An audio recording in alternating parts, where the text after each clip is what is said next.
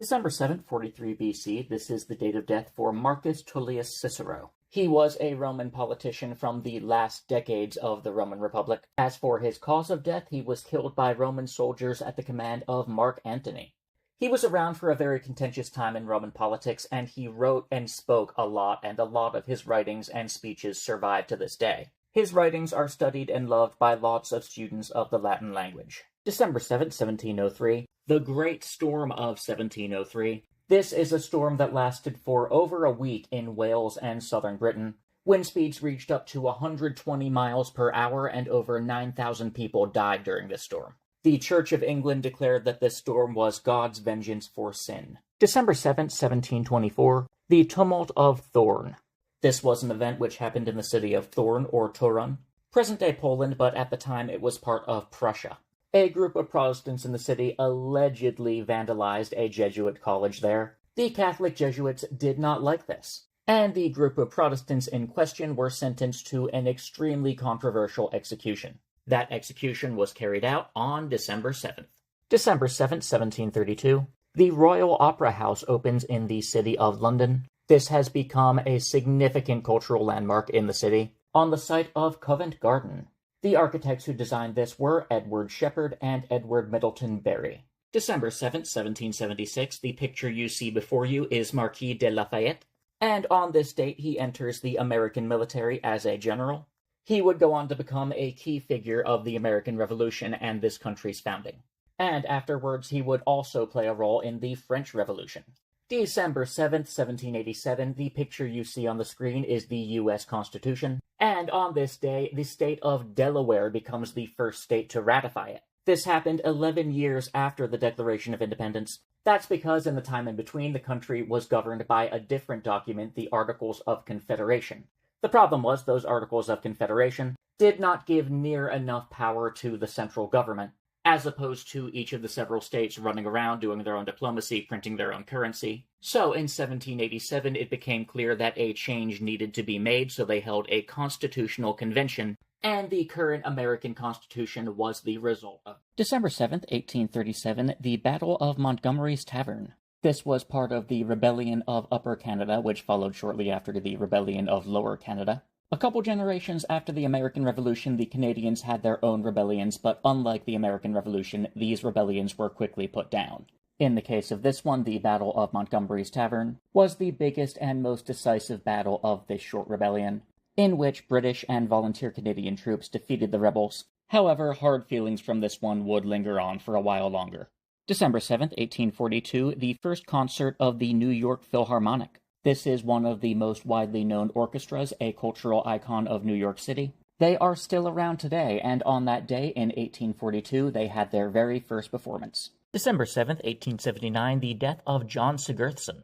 He was an Icelandic politician, prominent figure in the Icelandic independence movement. And one thing I want to talk about is his role in the government itself. His official title was First Speaker of the Althing. Now, the Althing goes back at this point over 1,000 years. In the beginning, during the Viking Age, shortly after Iceland was colonized by Vikings, it was a regular gathering of people to discuss matters of governance and judicial stuff. And that title, Speaker, it's different from the title Speaker in the U.S. House. Back during the Viking Age, they had literal law speakers. These were people who memorized tons and tons of law word for word. So whenever a dispute came up, hey, let's find a law speaker. Tell us exactly how this decision from years ago was worded so we can figure out who owes what to who. Now, of course, this evolved over the centuries. At this point, Iceland had a more parliamentary system, and the role Speaker of the Althing evolved more to mean leader of a House of Parliament. December 7th, 1917, the United States declares war on Austria-Hungary. This marks America's entrance into the First World War, which had already been going on for a while. Austria-Hungary at the time was a pretty sizable nation. As the name suggests, it consisted of what is now Austria and Hungary, as well as parts of Croatia, Slovakia, Czech Republic, and southern Poland. So this was a nation made up of a lot of different ethnic groups, including the ones that would comprise Yugoslavia soon after. And the 1910s were a pretty contentious time in world political history.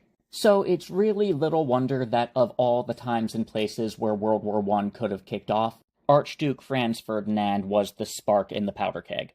December 7th, 1922, the Parliament of Northern Ireland on this day held a vote where they decided to remain part of the United Kingdom, and not to reunite with Southern Ireland. Going back several centuries, the Irish and the English have had a very contentious history with one another, and in the 20th century especially, it is a very controversial topic, whether Northern Ireland should remain in the UK or whether they should unify the island. 1922 was far from the last time that this issue gets contended with. December 7th, 1941, a day which will live in infamy. This is the day of the Japanese surprise attack on Pearl Harbor. That was an American naval base in Hawaii.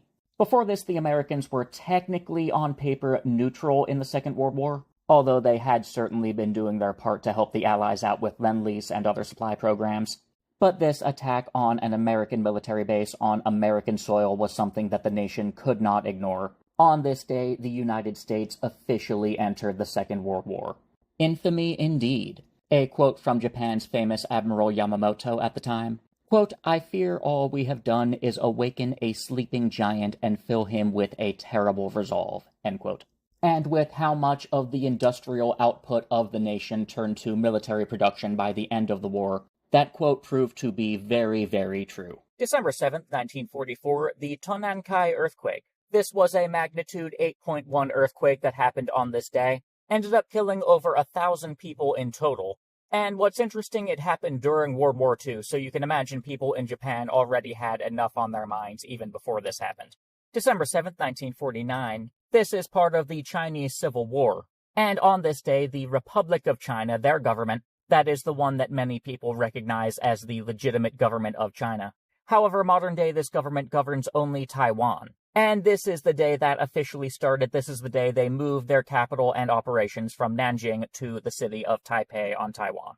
December 7th, 1965. The picture you see here is Pope Paul VI, Catholic Pope of the Vatican. And on this day, he and Orthodox Patriarch at the time, that was Athenagoras I of Constantinople, they both revoked a mutual excommunication that had been in place since the year 1054. So over 900 years of excommunication had been undone in a move towards church unity. The Catholic Church in recent decades has been making moves to bridge the gap between the Orthodox Church in particular, but also to some extent with Protestant groups as well. Their big claim is they claim to be the oldest continuous church body. They claim to have a line of succession going all the way back to the Apostle Peter. So both the Reformation and the Great Schism were huge blows to that gravitas of having all of Christendom unified under that authority that they claimed. It did take them centuries to recover from that cultural blow to their legitimacy, leading up to the 21st century when all denominations are facing crises of a different manner. December 7th, 1970, this is the date of death for Mr. Rube Goldberg. You may have heard of a Rube Goldberg machine. Well, that was named after this man. Among other things, he was an engineer and a cartoonist, and he used that unique combination of talents to come up with ideas for machines that, well, the official description is, they perform simple tasks in indirect or convoluted ways. I actually remember in my high school physics class, one of the assignments was to create a Rube Goldberg machine. Also, if you've seen the music video, This Too Shall Pass by the band OK Go, that is a great example of this. So this is a man with a very fun legacy. December 7th, 1972, this day marks the launch of the Apollo 17 mission. This is the last of the Apollo moon missions, and on this trip they took a famous photograph of Earth known as the Blue Marble, which you can see here. December 7th, 1984, this is the date of death for Jack Mercer. He lived to be age 74.